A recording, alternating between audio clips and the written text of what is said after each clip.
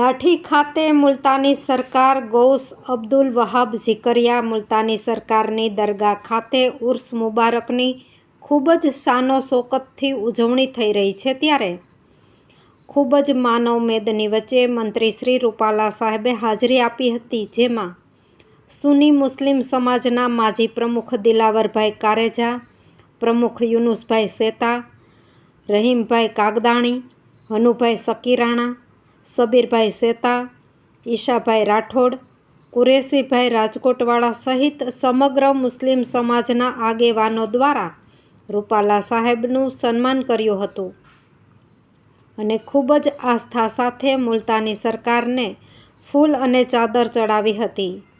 આ તકે લોકોએ મોટી સંખ્યામાં ઉર્સની ઉજવણીમાં જોડાયા હતા। ગુડ 24 ન્યૂઝ ચેનલ, તંત્રી આશિફ પઠાણ, લાઠી।